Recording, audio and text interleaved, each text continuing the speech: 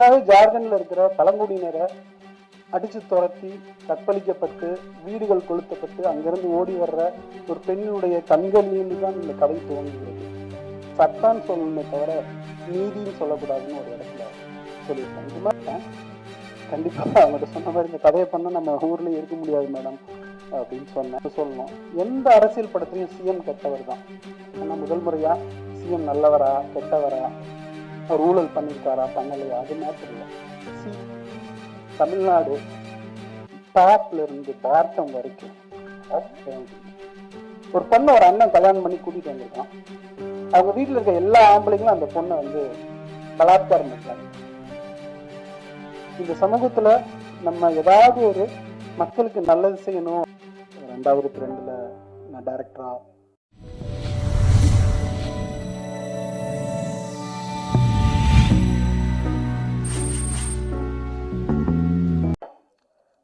அனைவருக்கும் இனிய மாலை வணக்கம்.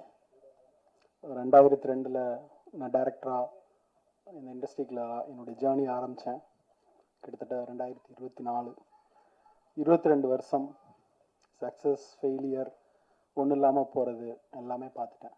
ஸோ எல்லாத்தையும் தாண்டி பத்திரிகை எனக்கு தந்த ஆதரவும் அன்பும் மிக பெருசு. ஸோ தேசிய விருதுலேருந்து, மாநில விருதுலேருந்து, ஃபிலிம்ஃபேர்லேருந்து, கேன்ஸ்லேருந்து எல்லாத்தையும் பார்த்து இந்த 22 வருஷம் கடந்ததுக்கு பத்திரிகையாளர் உங்கள் ஒவ்வொருத்தருக்கும் என் மனமார்ந்த நன்றி. இந்த 22 வருஷத்தில் பார்த்தீங்கன்னா வெறும் 7 படம் தான், ஒரு வெப் சீரியஸ். ஏன்னா ஐ லவ் சினிமா, அவ்வளோதான். இதுக்கு பின்னாடி ஒன்று தான் இருக்குது. மேடம் ராதிகா மேம் சொல்கிறப்ப சொன்னாங்க, பேலனுக்கு சினிமானா ஒரு கன்ஃபியூஷன் இருக்குது அப்படின்னு சொல்லிட்டு, சினிமாவை வெப் சீரிஸ் பண்ணுற அந்த கிளாரிட்டி இருக்குன்ட்டு. இன்னும் நான் இருக்குது, வெயில் முடிஞ்ச பிறகு சரஸ் சார் என் கூட படம் பண்ணுங்கன்னு ஒரு செக்கை என் கையில் கொடுத்தாங்க. நான் நிஜமாக செக்கை வாங்காமல், அப்போ என் கையில் 5 பைசா காசு இல்லை. ஆனால் சத்தியமாக எனக்கு உங்கள்கிட்ட கதை இல்லை சார், கதை யோசிச்சுன்னு நான் சொல்கிறேன் சார் அப்படின்னு சொல்லிட்டு அந்த செக்கை நான் வாங்கவே இல்லை. அதுக்கப்புறம் தான் என் கல்யாணமே ஆச்சு, எங்கள் அப்பா தான் செலவு பண்ணேன். ஸோ டுவர்ட்ஸ் ஒரு சினிமாவை நோக்கி பேஷன் தான். நிஜமாவே நான் காசுக்காக வேலை செய்கிற ஒரு ஆள் கிடையாது. ஏதாவது ஒன்று செய்யணுங்கிற ஒரு ஒரு இன்ட்ரெஸ்ட், என் படத்தில் ஏதாவது ஒன்று இருக்கணும் அப்படிங்கிற ஆர்வம் தான் எனக்கு எப்பயுமே ஓடிக்கிட்டே இருக்கும். நம்ப மாட்டீங்க, அங்காடி தெரு ரங்கநாத ஸ்ட்ரீட்டில் ஷூட் பண்ண முடியுமான்னு யாருக்குமே தெரியாது. ஆனால் நான் ஒரு கதையை வச்சுட்டு உட்காந்துட்டு இருந்தேன் முட்டாள் மாதிரி. ஆனால் அது நடந்துச்சு. ஒன்று சத்தியமாக நீங்கள் நம்புனீங்கன்னா எப்பயுமே அது நடக்கும். அதை நான் என் வாழ்நாள் ஃபுல்லாக பார்த்துருக்கேன். சங்கர் சார்ட்ட பார்த்துருக்கேன். அவர் அவ்வளோ பெரிய பட்ஜெட், அது நடக்கும். எனக்கும் அது நடக்குமானா எனக்கு அங்காடி தெருவில் நடந்துச்சு. வெயிலில் விருதுநகர்லாம் ஷூட் பண்ண முடியாதுன்னு நண்பன் வரதராஜன் சொன்னான். பண்ணுவோம், என்ன நடக்குதுன்னு பார்ப்போம். முதல்ல கேமரா எடுத்துகிட்டு விருதுநகரில் நான் ஷூட் பண்ணேன். அந்த விஷுவல்ஸ் இன்னும் விருதுநகரை புதுசாக மலர்த்தி நிற்குது.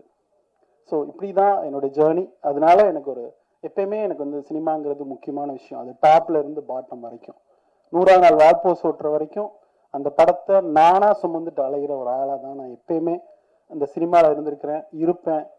இப்படியே என்னை சினிமா இன்னும் வச்சிருக்குன்னு நம்புகிறேன். உங்களுடைய அன்பால் நான் நினைக்கிறேன். அந்த அன்புக்கு நன்றி.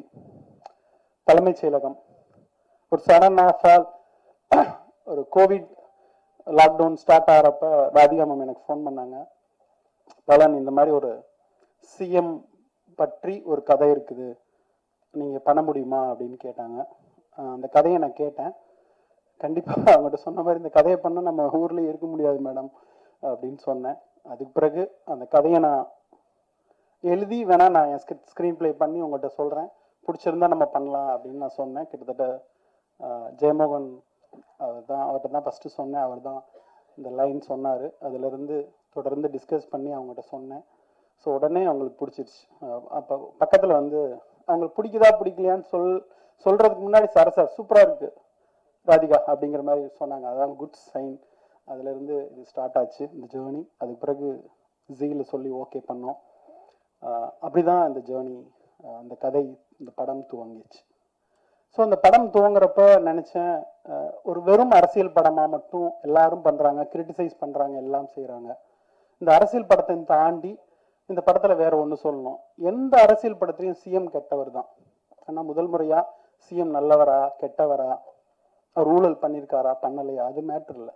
சிஎம்ங்கிற அந்த போஸ்ட்ல இருந்துட்டு ஒரு ஊழல் குற்றச்சாட்டு சுமத்தப்பட்டாவே ஊழல் செஞ்சவங்கன்னு அர்த்தம் இல்லை.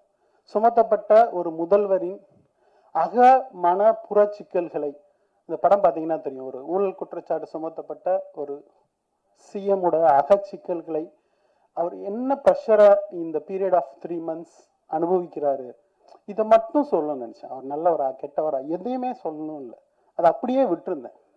அவர் ஒரு கதை சொல்வார், நீங்க உங்களுக்கு தெரிஞ்சு நினைக்கிறேன், கைமூக்குன்னு ஒரு கதை சொல்வார். நாகர்கோவில் பக்கம் தப்பு செஞ்சவங்க நல்லவங்களா கெட்டவங்களா சோதிக்க ஒரு டெஸ்ட் இருக்கு.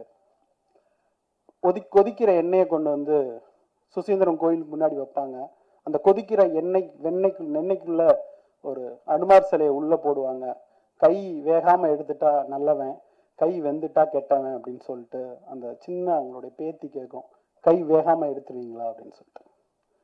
இந்த சமூகத்துல நம்ம ஏதாவது ஒரு மக்களுக்கு நல்லது செய்யணும் அப்படின்னு நினைச்சோம்னா, இல்ல மக்களுக்கு நல்லது செய்யறது தான் ஒரு தலைவனுடைய வேலை அப்படின்னு நினைச்சோம்னா, அதுதான் தலைவனுடைய காதல் அப்படின்னு நினைச்சோம்னா, அதுக்கு சில தப்புகள் பண்ண வேண்டி இருக்குங்கிறதான் அதுக்கு பின்னாடி இருக்கிற அண்டர்லைன். அதைத்தான் நான் இந்த டீசர்னுடைய உங்களுக்கு தெரியும், நீதினா என்ன, மக்கள் மீது கொண்ட காதல் தான் நீதி. மக்களுக்கு நல்லது செய்யணும்னா, அந்த நீதியை காப்பாற்றணும்னா சில தவறுகள் செய்ய வேண்டியிருக்கும். அந்த தவறுகளுக்கு தண்டனை கூட கிடைக்கும். அதை சட்டம்னு சொல்லணுமே தவிர நீதின்னு சொல்லக்கூடாதுன்னு ஒரு இடத்துல சொல்லியிருக்கேன். இது மாதிரி இந்த படம் முழுக்க அரசியலையும் தாண்டி நிறைய விஷயங்களை எனக்கு பேசுறதுக்கு ஒரு இடம் இருந்துச்சு. நான் எல்லா நேரமும் என்னை நான் நான் ரொம்ப ப்ரெஷரா இருக்க நினைச்சிருக்க ஒரு இடம் உண்டு. ஸ்ரேயாவும் கிஷோரும் பேசுற ஒரு இடம்.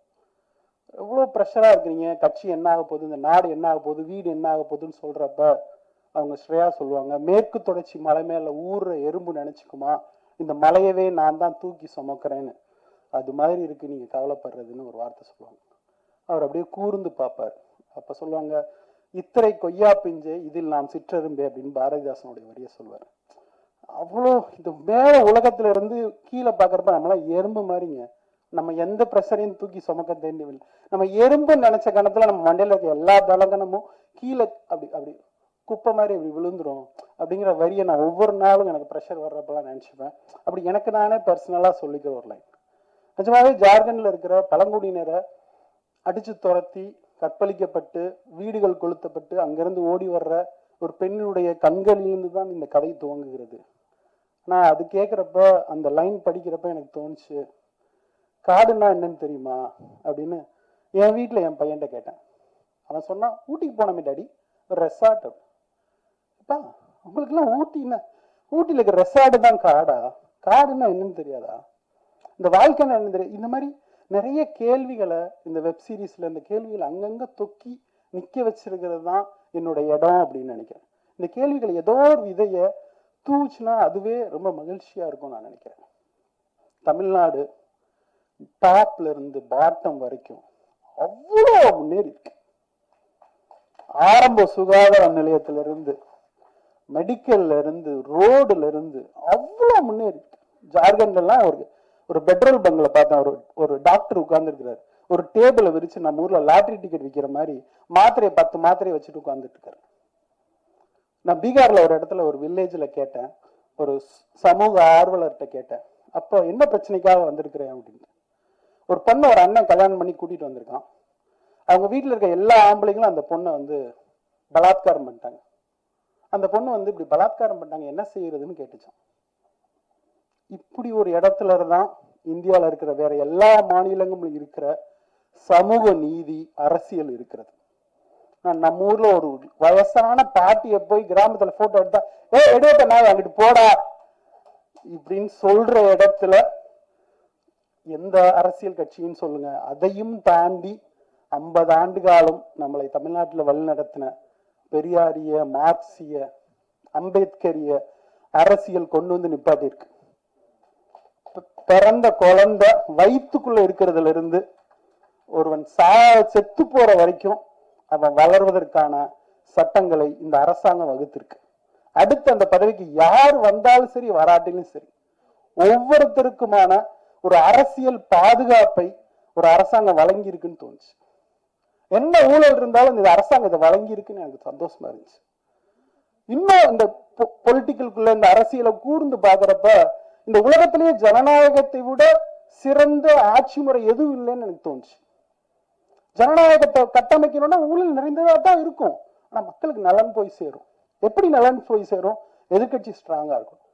இந்த கட்டமைப்பு தான், இந்த கட்டமைப்பை தான் நம்ம ஒவ்வொரு முறையும் தவற விடாம காப்பாத்திக்கணும்.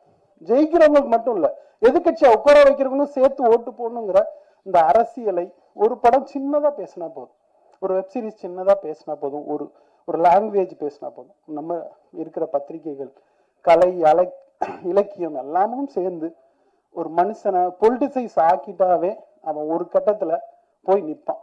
நான் நீலானால ஒரு ஷோல பார்த்தேன், கேட்காம இருக்கிறதே ஒரு அரசியல் தான் நினைக்கிறேன். ஸோ ஏதோ ஒரு விதத்துல இது ஒரு நுனி, ஒரு புள்ளி இது இந்த வெப் சீரிஸ் நகர்த்தினாலே நான் ரொம்ப மகிழ்ச்சி அடைவேன்னு நினைக்கிறேன்.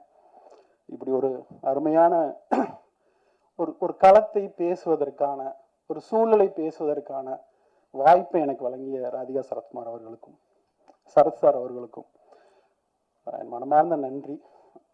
சரத் சார் அவர்களுக்கு இந்த கெட்டப் வரைஞ்சா சரியா இருக்கும் அப்படின்னு அந்த கெட்டப் வரைஞ்சு கொடுத்தாரு. நான் கிஷோர் வச்சு டெஸ்ட் ஷூட் எடுக்கிறப்ப அதை நான் பார்த்தேன், அவ்வளோ பியூட்டிஃபுல்லா இருந்துச்சு. அது படத்துல உங்களுக்கு தெரியும். ஸோ எனக்கு அப்படி ஒரு கெட்டப் வந்த பிறகுதான் என்னால் நம்ப முடிஞ்சுச்சு அவர் ஒரு அருணாச்சலம் சிஎம்மா. அவருக்கு நன்றி. பிளஸ் லிரிக் ரைட்டர்ஸ், ஆக்ஷன் பண்ணவங்க, அசோசியேட் டைரக்டர் அமல் வரல, பாரதி வரல, அவங்களுக்கு என்னோட நன்றி. Ramesh, one of the second director வேலை பார்த்த ரமேஷ், நாகராஜ் டிஸ்கஷன் வந்த நரேஷ், எல்லாருக்கும் நன்றி. ஒட்டுமொத்தமா நன்றி. அவங்களுக்கு இந்த சீரியஸ் பிடிச்சிருந்தா உங்க அனைவருக்கும் நன்றி. அப்புறம் என்னுடைய ஆர்டிஸ்ட் ஒருத்தர் கூட விடாம மியூசிக் டைரக்டர் ஜிப்ரான் அவர்களுக்கு மிக்க நன்றி. அடிஷனல் மியூசிக் பண்ண சைமன் அவர்களுக்கு நன்றி. ஸோ 8 எபிசோடுக்கு ரீரெக்கார்டிங் பண்றது, இது இல்லாம சாங்ஸ் வேற வேணும்னு அடம்பிடிச்சு வாங்கி அப்படின்னு ஒரு படம் மாதிரியே ட்ரீட் பண்ணணும்னு நினைச்சேன். அப்படி ஒரு கேரக்டரும் மாயா வந்துச்சு. ஸோ அதையும் நான் பண்ணேன். அதுக்கு பிறகு ஆர்டிஸ்ட் சொல்லலாம், கிஷோர் சார் ஒண்டர்ஃபுல். அவர் பிரமாதமா படுத்திருக்காரு. அவர் இங்க வரல, அவர் ஒரு தனி மனிதர். இன்னும் கிஷோர் சார் பத்தி சொன்னாங்க, மேனேஜர்லாம் எதுவுமே இல்லைன்ட்டு. இன்னொரு அவரை பத்தி ஒரு நல்ல தகவல், ஒரு அசிஸ்டன்ட் இல்லாம கூட ஷூட்டிங் வருவார். ஷூட்டிங்ல ஒரு டச் அப் எதுவுமே வச்சுக்க மாட்டார். சாப்பாடு வேணும்னா அவரே போய் ப்ரொடக்ஷன்ஸ் எல்லாம் வரிசையில் நினைக்கிறதுக்கு பிளேட்ல தட்டு எடுத்துட்டு சாப்பிடுவார். ஷூட்டிங் வரணும்னா ஒரு ஆட்டோ பிடிச்சி வருவார், ஆட்டோ பிடிச்சி போவார். இப்படி ஒருத்தர் பார்த்ததே இல்லை. பியூட்டிஃபுல். அவரோட ஆத்மா வெரி குட். அவர் 12:30 மணிக்கு நான் ஷூட்டிங் எடுத்திருந்தா கூட முகத்துல அப்படியே சந்தோஷம் இருக்கும், எரிச்சலே இருக்காது, என் மேல கோபமே வராது. எப்படி சார் இப்படி மூஞ்ச வச்சுக்கிறீங்க அப்படின்னு. ஆர்டிஸ்டா இருக்கிறதா அப்படின்னு சொல்லுவாரு, சிரிப்பா வரும். தேங்க்ஸ் கிஷோர் சார், நீங்க வரல. ஆனா ஒவ்வொரு நாளும் சீன் எடிட் பண்றப்ப திருப்பி சீனை பாக்குறப்ப நான் என் காட்சி உண்மையா வந்தது. ஏன்னா ஒரு பொலிட்டிக்கல் வெப் சீரிஸ் பண்றப்ப என் வாழ்க்கைக்குள்ள அது தெரியாது, ஆனா அது ரொம்ப உண்மையா இருக்கும். அதை உண்மையா ஆக்குன கிஷோர் சார் அவர்களுக்கு மனமார்ந்த நன்றி. ஸ்ரேயா, இந்த கொற்றவை துர்கா சக்தி இந்த ரோல் வந்தோடனே அவங்க பண்ணா ரொம்ப நல்லா இருக்கும்னு நினைச்சேன். ஏன்னா வெயில்ல ஒரு 3 நாள் தான் என் படத்துல வெயில நடிச்சுட்டு போனாங்க. அவங்ககிட்ட ஒரு 10 வாரத்துக்கு மேல பேசியிருக்க மாட்டேன் வெயில் நேரத்துல. ஏன்னா எஸ்எஸ் மியூசிக்ல அவங்கள பார்த்து ஒரு சின்ன பயம் எனக்கு எப்பயுமே இருக்கும். ஸோ அதனால 3 வாரத்தை கூட பேச மாட்டேன். நான் திருப்பி எடிட் பண்ணி அதை பாக்குறப்ப எங்க ஊர் பாண்டியமாவா அவங்க வாழ்ந்துருந்தாங்க. அதுக்கு பிறகு தொடர்ந்து அவங்களுக்கு அவார்டு கிடைச்சிச்சு அந்த படத்துல. தொடர்ந்து அவங்க கூட பேசிட்டே இருந்தேன். எனக்கு இந்த கொற்றவையா யோசிக்கிறப்ப, ஒரு பொண்ணுக்கு அம்மாவா யோசிக்கிறப்ப, ஒரு இன்டெலிஜென்ட் உமன் நான் போர்ட்ரேட் பண்ணணும்னு ஆசைப்பட்டேன். லிட்ரேச்சர் தெரியற, அரசியல் தெரியற, உண்மையிலே அரசியலினுடைய அந்த அந்த கடைசி தீயிலிருந்து கிளம்பி வந்த ஒரு கொற்றவையா நான் நினைச்சேன். அப்படி ஒருத்தவங்க வேணும் அப்படின்னு ஆசைப்பட்டேன். அவங்களுடைய ஃபிட்னஸ் ஆகட்டும் பிரமாதமா இருக்கும். என்ன 6 மணிக்கு விடுறோம்னு சொல்லி 9 மணி வரைக்கும் ஷூட் பண்ணா துப்பாக்கி எடுத்து சுற்றுவேன்னு மிரட்டுவாங்க. அது ஒண்ணுதான் பயமா இருக்கும். Thanks Shreya ma'am. Bharath sir, வெயில இருந்து எனக்கு பெரிய நட்பு இருக்கு. கெஸ்ட் ரோல் வேணும்னு கேட்டா கூட அரவான்ல பண்ணாங்க. ஸோ இதுல ஒரு ரோல் இருக்கு சார், நான் பேலன் உங்க கூட வர்றேன், நான் எதுன்னு நீ சொல்ல தேவையில்ல, ஷூட்டிங் வந்துடுறேன் இப்படின்னு சொல்ற ஒரு பேரன்பு இருக்கு பரத் சார்ட்ட. சந்தான பாரதி சார், சத்தியமா சொல்றேன், வேற ஒரு ஆக்டர் தான் அதுல நடிக்கணும்னு நான் நினைச்சேன். அவர் பேரை தான் நான் ஓகே பண்ணேன் ஜீல. ஆனா நான் நினைச்சேன் அந்த ஆக்டர் நடிச்சாருன்னா கெட்டவனா ஆயிரும் அந்த ரோல். ஆனா நல்லவனா தெரியணும், யார் பண்ணா நல்லா இருக்கும் அப்படின்னு நினைச்சேன். அப்பதான் சுழல் பார்த்தேன், விக்ரம் பார்த்தேன், சந்தனபரி சார் நடிச்சா அந்த கேரக்டர் இன்னோசென்ட்டா மாறிடும். எந்த அரசியல் ஆசையும் இல்லாத, தோழன் மீது அன்பு கொண்ட, அந்த 70 வருஷம் பழமை கொண்ட அந்த அந்த அதை வந்து பியூட்டிஃபுல்லா பண்ணிட்டேன், பிரமாதமா பண்ணிட்டேன். நான் வந்து ஷூட் பண்ணி முடிச்ச உடனே சாருக்கு ஃபோன் பண்ணி சொன்னேன், சார் பிரமாதமா இருந்திருக்கு. அந்த அந்த பேசுற சீனை ஒரு 12 பக்கம் டயலாக் எழுதிருந்தோம். என்னால முடியாதுயா அப்படின்னு. சார் நீங்க என்ன பேசுவீங்களோ பேசுங்க சார் அப்படின்னு சொன்னேன். அவ்வளவு அருமையா, ஒரு ஆணும் ஆணும் 70 வயசுல கட்டி பிடிக்கிறதுல ஒரு அன்பு சுரக்குமா அப்படின்னா எனக்கு தெரியல, எழுதிட்டேன். ஆனா ஸ்கிரீன்ல கிஷோரும் இவரும் கட்டி பிடிக்கிறப்ப கண் கலங்குச்சு, அன்பு சுரந்துச்சு. ஸோ அந்த அன்பை ஒரு முகம் கொண்டு வர முடியும்னா, இன்னும் அந்த கல்லங்கப்படம் இல்லாத சந்தான பாரதி சாரை பார்க்குறப்ப எனக்கு ரொம்ப சந்தோஷமா இருக்கும். Thanks sir. நிரூப் ஒரு ஹீரோவா வந்துடணும், ஹீரோவா ஒரு படம் பண்ணிடணும்னு நினைக்கிற நேரத்துல பிரபாகர் சார் சொன்னதுக்காக வந்து நான் என்னென்ன பண்றேன் சார் அப்படின்னு ஒரு பியூட்டிஃபுல்லான ரோலை, சில நாள்லாம் ஷூட்டிங் முடிகிற வரைக்கும் நிருப்பு வந்தாரா வரலையானு எனக்கு தெரியாது. பேக்கப் பண்ண பிறகு நிருப் சார் நான் காலையில இருந்து வெயிட் பண்றேன், ஐயோ சாரி நிருப்புன்னு கெஞ்சேன். சார் சினிமானா இப்படிதான் சார் நடக்கும் அப்படின்னு புரிஞ்சுக்கிட்ட நிருப்புக்கு நன்றி. வெப் சீரிஸை மட்டும் ஒரு 22,000 தடவை எடிட் பண்ணியிருப்போம். இந்த 22,000 தடவையும் எந்த மனஸ்லேகமும் இல்லாம என்னுடைய தொந்தரவை பொறுத்துக்கிட்டு அதை அவுட் போட்டு எடுக்கிறதுங்கிறது ஒரு பெரிய வேலை. ஆனா அது ரொம்ப பிரமாதமா பண்ண ரவிக்கு நன்றி. சாஜி சார் ரைட்டரா எனக்கு தெரியும், வெயில்ல இருந்து பியூட்டிஃபுல்லான ரைட்டர். ஆக்டரா மாறின பிறகும் தெரியும். ஆனா இந்த படத்துல ஒரு 3 நாள், ஆனா ஒரு நார்த் இந்தியன் பொலிட்டீஷியன் மாதிரி லுக் வேணும் அப்படின்னு சொன்னப்ப 3 நாள்ல கிட்டத்தட்ட 12 சீன் ஷூட் பண்ணோம். பிரமாதப்படுத்திட்டேன். சாஜி சார் வர்ற சீன்லாம் அப்படி அவர் பெர்ஃபார்மன்ஸ் ஆகட்டும், அவர் வந்து அதை கேரி பண்ற விதமாகட்டும், ஐ திங்க் இது வரைக்கும் நடிச்சதில்ல Saji sir, this is the one the best உங்களுக்கு இது. Plus Siddharth Vipin, I love, அவ்வளோ காமெடியா இருக்கும். அவர் டிவியில் எங்கே போனாலும் பார்த்துக்கிட்டே இருப்பேன். அவர் மியூசிக்கும் பிடிக்கும். ஷூட்டிங்ல அவ்வளோ லவ்வபிளா. சார் இப்போ இந்த எடுத்தோம்ல, இதுக்கு ஒரு ரீ ரெக்கார்டிங் போட்டிருக்கேன் பாக்குறீங்களா அப்படின்னு அந்த எடுத்த சீனுக்கு அப்பவே ரீ ரெக்கார்டிங் போட்டு என் ஸ்பாட்ல காமிப்பாரு. யாராவது விடுபட்டு போயிருந்தா அனைவருக்கும் நன்றி. இது ஒரு ஒண்டர்ஃபுல் எக்ஸ்பீரியன்ஸாக இந்த நிகழ்வு, இந்த வெப்சீரிஸ் மாறி இருக்கு. இது உங்களுடைய ஆதரவால் மக்களிடையும் போய் சென்று சேரும் நான் நம்புறேன். நன்றி, வணக்கம்.